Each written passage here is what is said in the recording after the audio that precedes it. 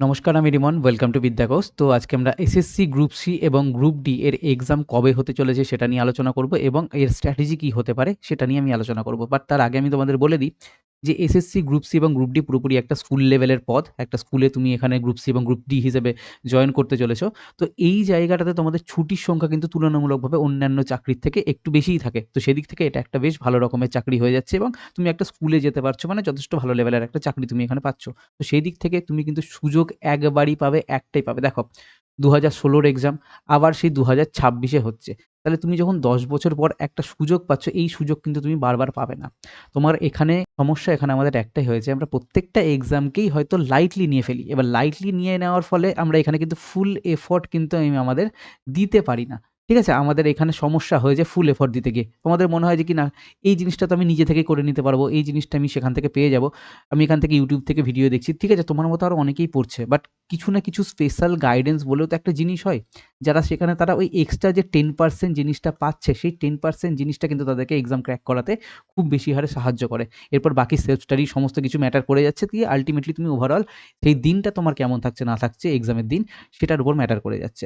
তো সেদিক থেকে দেখো, এক্সাম হবে না, করাপশন হবে, এই হবে, সেই হবে, এক্সপেরিয়েন্স এর নাম্বার দিয়ে দিচ্ছে, হ্যান-ত্যান এত কিছু তো আমাদের হাতে নেই। এগুলো তো আমরা নিয়ে ভাবতে পারবো না। এগুলো আমাদের জায়গা না। আমাদের জায়গা হচ্ছে কি আমাদের কি ফুল এফোর্ট দেওয়াটা আমাদের জায়গা এবং সঠিক গাইডেন্সে ফুল এফোর্ট দেওয়াটা আমার জায়গা। তো সেই দিক থেকে আমি স্ট্র্যাটেজি বলতে দেখো এই মুহূর্তে তোমরা অনেকেই অলরেডি পড়াশোনা শুরু করে দিয়েছো। মোটামুটি সিলেবাস প্রত্যেকের কভার দেখো, আমি সিলেবাসের জায়গাটা যদি আমি আসি, দেখো এই হচ্ছে তোমাদের গ্রুপ সি এর সিলেবাস। ডেফিনিটলি তোমরা প্রত্যেকের সিলেবাস দেখে নিয়েছো। তুমি দেখো জেনারেল অ্যাওয়ারনেসে 20 আছে, ঠিক আছে, ইংলিশে 10 আছে, ঠিক আছে। তবে তুমি এখানে একটা জিনিস দেখো, রিজনিং এ 10, অ্যারিথমেটিকে 20, টোটাল তোমার এখানে থাকছে 30 নাম্বার। এই 30 নাম্বারে কিন্তু তুমি এখানে একটা নাম্বারও হাতছাড়া করতে পারবে না। তুমি এখান থেকে 1 নাম্বার হাতছাড়া করছো, তার মানে তুমি জানছো তোমার হাত থেকে এক্সাম বেরিয়ে যাচ্ছে। কারণ এই একটা জায়গা আমাদের কাছে যা রয়েছে জেনারেল অ্যাওয়ারনেস এবং ইংলিশ, এখানে আমি জানি না কোশ্চেন কেমন হবে না হবে। তো এইখানে আমাদের কোশ্চেনের উপর-নিচ হতে পারে। বাট এখানে কোশ্চেনের উপর-নিচ হলেও ম্যাক্সিমাম স্টুডেন্ট কিন্তু এখানে তারা কোশ্চেন সলভ করে আসবে। এক্সাক্টলি গ্রুপ ডি এর ক্ষেত্রে তুমি দেখো এখানে যে রিজনিং এ তোমার এখানে 10 রয়েছে, অ্যারিথমেটিকে 10 রয়েছে। টোটাল তুমি 20 নাম্বার পাচ্ছ। টোটাল এক্সামটা কততে? এখানে 20 নাম্বার আমি যদি জেনারেল অ্যাওয়ারনেসে ধরি তাহলে 40। তাহলে তুমি এখানে 50% নাম্বার তুমি কিন্তু শুধুমাত্র এই রিজনিং এবং অ্যারিথমেটিক থেকে পাচ্ছ। এবার 50% এর মধ্যে তুমি এখানে 1 নাম্বারও কিন্তু হারাতে পারবে না। যদি ১ নাম্বার তোমার হাত থেকে এখান থেকে বেরিয়ে যায় তাহলে কিন্তু এক্সাম থেকে তুমি পিছিয়ে আসতে লাগবে। এটা একটা বাস্তব ফ্যাক্ট, আমাদের মানতে হবে, কিছু করার নেই। কারণ কম্পিটিশন ভীষণভাবে হাই হয়ে আছে আমাদের এই দুটো সেগমেন্টের ক্ষেত্রে। তো সেই দিক থেকে আমি প্রত্যেকটা স্টুডেন্টকে বলব যে যেখান থেকে পড়ছো পড়ো, ডেফিনিটলি পড়ো। প্রপার ওয়েতে প্রিপারেশন নাও। যদি কারোর গাইডেন্স নেওয়ার প্রয়োজন পড়ে ডেফিনিটলি তোমরা সেখান থেকে কোনো না কোনো, দেখো প্রচুর পেইড কোর্স রয়েছে। দেখো আমার আপাতত এসএসসি গ্রুপ সি, গ্রুপ ডির জন্য কোনো রকম কোনো পেইড কোর্স নেই। বাট স্টিল আমি রিকমেন্ড করছি, যেখানে দেখবে তুমি পেইড কোর্স পাচ্ছ ডেফিনিটলি তুমি সেখান থেকে পেইড কোর্স নিয়ে পড়াশোনা করো। কারণ তোমার হয়তো এই 10% গাইডেন্স টুকুটাই তোমার হয়তো ঘাটতি থেকে যেতে পারে এক্সামের জন্য, মানে এক্সাম ক্র্যাক করার জন্য। তো সেই ঘাটতিটার সুযোগ কেন রাখতে যাবে তোমরা? একবার সুযোগ পাচ্ছ, ১০ বছরে একটা সুযোগ এসছে, তো ডেফিনিটলি এই সুযোগটাকে তোমরা গ্র্যাব করার চেষ্টা করো। দেখো আমি সিম্পল তোমাকে সাবধান করে দিলাম। বাকি আমি আমার এখানে কোনো রকম কোনো পেইড কোর্স আমার যেহেতু নেই, আমি সেদিক থেকে কোনো রকম কোনো কিছু প্রমোশন করছি না এই জায়গাটাতে। বাট স্টিল অবশ্যই আমাদের এখানে মক টেস্ট রয়েছে। তো সেই মক টেস্টের কথা আমি তোমাদের একবার বলে নিই যে কি মক টেস্ট থাকছে না থাকছে। তুমি মক টেস্ট নিলে নিতে পারো, না নিলে না নিতে পারো, সেটা পুরোপুরি তোমার personal matter. But exam crack করার জন্য আমাদেরকে মক টেস্টটা দেওয়াটাও ভীষণভাবে গুরুত্বপূর্ণ। তো সেদিক থেকে আমি আগে তোমাদের মক টেস্টের ব্যাপারে বলে দিচ্ছি। তারপরে আমি তোমাদের এই এক্সাম ডেট কবে হতে পারে না হতে পারে সেটাতে আসছি। তো এই হচ্ছে এসএসসি গ্রুপ সির মক টেস্ট। এই এসএসসি গ্রুপটির মক টেস্টে আমরা টোটাল 15টা মক টেস্ট দিচ্ছি। Totally updated syllabus wise new pattern. দেখো তোমরা জানো যে সিলেবাস আমাদের চেঞ্জ হয়েছে। তো সেই সিলেবাস ওয়াইজই কিন্তু আমরা মক টেস্ট বানানো শুরু করেছি। এখনো অবধি আমরা এখানে যে 15টা মক টেস্ট বলেছি, আমরা মোটামুটি 10টা মক টেস্ট দিয়ে দিয়েছি। আরও 5টা মক টেস্ট বাকি রেখেছি। কারণ কি তোমাদের যেহেতু এক্সাম ডেটটা পিছিয়ে যাচ্ছিল, নাহলে এতদিনে আমরা দিয়ে দিতাম। তো সেদিক থেকে তোমরা যেন একদম কারেন্ট আপডেটেড জিনিস পাও। তো ওই জন্যই আমরা এই 5টা মক টেস্ট আপাতত বাকি রেখেছি। অবশ্যই এক্সামের অনেক আগেই আমরা কিন্তু এই জিনিসটা কমপ্লিট করে দেবো তোমাদেরকে। সেটা নিয়ে কোনো চিন্তা নেই। তো পুরোপুরি এক্সাম ওরিয়েন্টেড মকই আমি তোমাদের এখানে দেওয়ার চেষ্টা করছি, যেন দেখো অনেকদিন পর এক্সাম হচ্ছে, তো এর প্যাটার্নটা প্রেডিক্ট করা খুব একটা মানে ইজি হবে না। বাট স্টিল আমরা চেষ্টা করছি যে হারে সিলেবাস রয়েছে ওই সিলেবাস মেনটেন করেই মক বানাচ্ছি। এমন না যে উল্টোপাল্টা কোশ্চেনে ভরিয়ে দিচ্ছি বা কিছু। অনেকে দেখবে হয়তো টাফ মক বানানোর জন্য এই কীর্তিগুলো করে থাকে। বাট আমার মনে হচ্ছে যেমন ধরনের কোশ্চেন হতে পারে এই 15টা জিনিসের মধ্যে, মানে 15টা মকের মধ্যে আমি সে ধরনের কোশ্চেন নিয়ে আসার চেষ্টা করব যে হ্যাঁ, কেমন কেমন টাইপের কোশ্চেন হতে পারে, তোমরা এক্সামে কী হারে দেখতে পেতে পারো। তো ওই রকমভাবে আমি মক বানানোর চেষ্টা করছি। আই থিঙ্ক এক্সামে তোমাদের এটা হেল্প করবে। আমি দেখো কমন পাবে একটা বলছি না, এই মক টক থেকে কমন টমন পাওয়া একদমই পসিবল না। বাই চান্স কোনো একটা কোশ্চেন কমন পড়ে গেলে সেটা আলাদা ব্যাপার, পুরোপুরি লাখের ব্যাপার। বাট তুমি কমন পাওয়ার আশা নিয়ে কেউ মক দেবে না। নিজের প্র্যাকটিসের জন্য, নিজের প্রপার প্রিপারেশনের জন্য, কোন জায়গায় তুমি আজকে দাঁড়িয়ে রয়েছো সেই জায়গাটার জন্য তুমি আজকে মকটা দেবে, ব্যাস দ্যাটস ইট। নিজের প্রিপারেশনটা ঠিকঠাক করার জন্য। ফুল স্কোর কত থাকে তোমরা জানো এখানে গ্রুপ সি এর জন্য 60 নাম্বার রয়েছে, তো 60। তো এই মুহূর্তে মকের দাম যা রয়েছে, তো বাট সেই যে দাম তোমাদের লাগছে না। তোমাদের এই মুহূর্তে শুধুমাত্র এই কুপন কোডটা তোমরা ইউজ করবে এখানে SSC 81, তোমরা এই কুপন কোডটা তোমরা যদি একবার ইউজ করো, ঠিক আছে? আমি এখানে দেখতে পাচ্ছ ডেফিনিটলি এই SSC 81 এই কুপন কোডটা তোমরা যদি ইউজ করো, তাহলে তোমাদের এখানে মক টেস্টের দাম কিন্তু কমে যাবে, যে তোমরা 81 টাকাতে গ্রুপ সি এর মক পেয়ে যাবে। এক্স্যাক্টলি সেম ভাবে তোমাদের এখানে গ্রুপ ডি এর মক টেস্ট রয়েছে। গ্রুপ ডি এ তোমাদের এখানে টোটাল 15টা মক দিচ্ছি, নিউ প্যাটার্নে দিচ্ছি, এক্সাম ওরিয়েন্টেড মক। এখানে তোমাদের স্কোর থাকছে কত? ফুসকো 40 নাম্বারে। এখানেও তোমরা কি কুপন কি পাচ্ছ? SSC 71। তুমি যদি এখানে SSC 71 অ্যাপ্লাই করো, তাহলে তুমি এখানে 71 টাকাতে এই SSC গ্রুপ ডি এর মক টেস্টটা পেয়ে যাবে এই মুহূর্তে।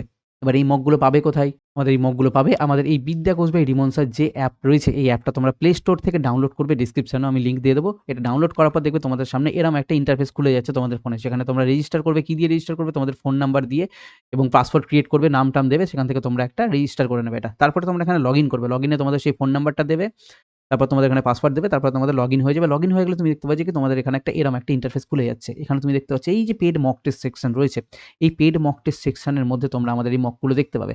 এই দেখো এখানে দেখতে পাচ্ছ কি এসএসসি গ্রুপ সির মক টেস্ট এটা রয়েছে এবং এসএসসি গ্রুপ ডির মক টেস্ট এটা রয়েছে। তুমি গ্রুপ সি এবং গ্রুপ সি যে যেমন এক্সাম দিচ্ছ, তুমি তোমার মতো করে মক টেস্ট এখান থেকে নিতে পারো। আমি এইটুকু করে তোমাদের বলছি, আমি যে হারে মক টেস্ট তোমাদের বানিয়ে দিচ্ছি, সেটা পুরোপুরি সিলেবাস ওরিয়েন্টেড, সিলেবাসকে মেনটেন করেই একদম আমি এখানে মক বানাচ্ছি।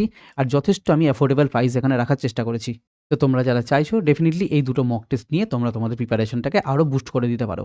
এবার আসছি এক্সাম ডেট নিয়ে। দেখো এক্সাম ডেট তোমাদের কবে হতে পারে সেটা আমি তোমাদের একটু বলে দিই। দেখো এক্সাম ডেট তোমাদের এই মুহূর্তে যেই সম্ভাবনাটা রয়েছে, দেখো আমি তোমাদের এখানে একটা পসিবিলিটি বলছি, কারণ এক্সাম ডেট তোমাদের বারবার করে পিছোচ্ছে। এর আগে তোমাদের জানুয়ারিতে এক্সাম হয়ে যাওয়ার কথা হচ্ছিল, বাট সেটা কিন্তু হবে না, পিছিয়ে গেছে। পিছিয়ে গিয়ে এখন মোটামুটি এটা ফেব্রুয়ারির, ঠিক আছে? ফেব্রুয়ারির একদম লাস্ট উইকে তোমাদের এটা এক্সামটা হতে পারে।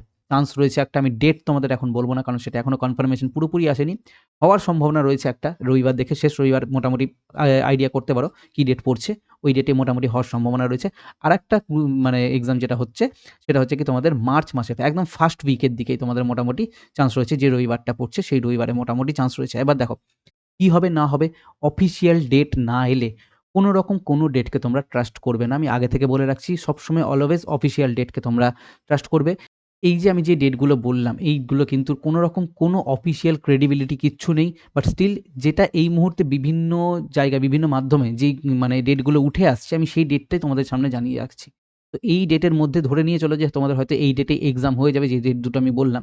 এই টাইমের মধ্যে নিজের প্রিপারেশন কমপ্লিট করো। প্রিপারেশনের জন্য সিম্পল কয়েকটা স্টেপ ফলো করতে হবে। আগে আমাদের সিলেবাস কমপ্লিট করতে হবে এবং সিলেবাস কমপ্লিটের সঙ্গে সঙ্গে আমাদের কিন্তু মক টেস্টটা চলতে থাকবে, ঠিক আছে? সিলেবাস কমপ্লিটের সঙ্গে সঙ্গে মোটামুটি তোমাদের এখানে যদি 50% সিলেবাস কমপ্লিট হয়ে যায়, তাহলে তোমরা মক টেস্ট দিতে শুরু করে দাও। কারণ তোমাদের এক্সাম আস্তে আস্তে তোমরা ভাবো যে কি পুরোপুরি সিলেবাস শেষ করবো, দিয়ে মক টেস্ট দেবো, নাম্বার বাড়ছে না। একদম এইসব চক্করে পড়তে যাবে না।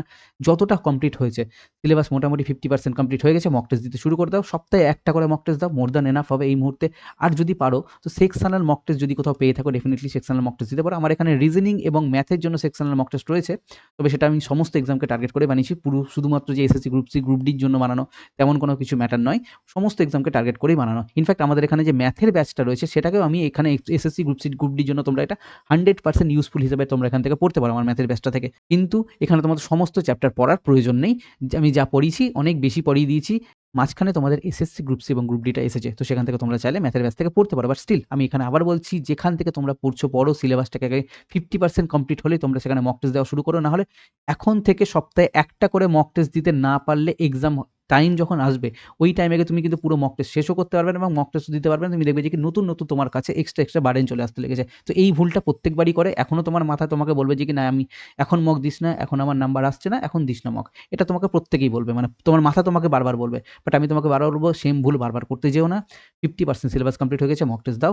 এবং মক টেস্ট দেওয়ার সঙ্গে যেই জায়গাগুলোতে তোমার প্রবলেম থাকছে, ওই প্রবলেম সেগমেন্টটাকে তুমি সেখান থেকে অলরেডি তোমার পড়া জায়গা থেকে প্রবলেম থাকবে, তো এই পড়া জায়গাগুলোকে ইমপ্রুভ করো। আর যেটা তুমি পড়োনি সেটা ডেফিনিটলি সিলেবাসের পার্ট, সেটাকে তুমি আস্তে আস্তে তোলো এবং তুমি মক টেস্টটা কন্টিনিউ করতে থাকো, অ্যানালাইসিসটা ঠিকঠাক করে করতে থাকো। ব্যাস সিম্পল এইটুকুটা কাজ করো এবং মক টেস্টের থ্রুতে তোমার রিভিশনটা অটোমেটিক হতে থাকবে, ঠিক আছে? রিভিশনের ওপর অতিরিক্ত মাথা ঘামাতে যাবে না। টুকটাক তুমি তোমার মতো করে রিভিশন করতে থাকো। ব্যাস এতেই তোমাদের কাজ মোটামুটি হয়ে যাবে। এবং মক টেস্টের উপরে আমি বারবার করে বলছি তোমাদের জোর দিতে, কারণ কম্পিটিশন কিন্তু খুব হাই। তো প্রচুর সংখ্যক ফর্ম ফিল আপ হয়েছে, তো সেই দিক থেকে বলবো যে কি একটু সিরিয়াস হয়ে যাও। একটু সিরিয়াস হতে একটা সুযোগ পাচ্ছ, এই সুযোগটাকে হাতছাড়া করো না। কারণ তোমাদের এখানে দুটো মিলিয়ে 8,000+ ভ্যাকেন্সি রয়েছে। এত বড় ভ্যাকেন্সি ওয়েস্ট বেঙ্গলে কিন্তু হিউজ ভ্যাকেন্সি একটা। তো এই ভ্যাকেন্সিটাতে কি হবে না হবে ওইসব অত কিছু মাথা ঘামাতে যাবে না। এক্সপেরিয়েন্স আছে, এই আছে, সেই আছে, ওগুলো আমাদের হাতে নেই। যেটুকুটা হাতে আছে নিজেদের প্রিপারেশনটাকে জোর দাও। ফুল জোর কদমে তুমি তোমার প্রিপারেশন করো। হয়তো একটা সিট তোমার এখান থেকে বেরিয়ে যেতে পারে। ক্লিয়ার? বোঝাতে পারলাম? চলো তাহলে আজকের ভিডিওটা আমি এখানেই শেষ করছি। দেখা হচ্ছে আমাদের নেক্সট ভিডিওতে। Thank you.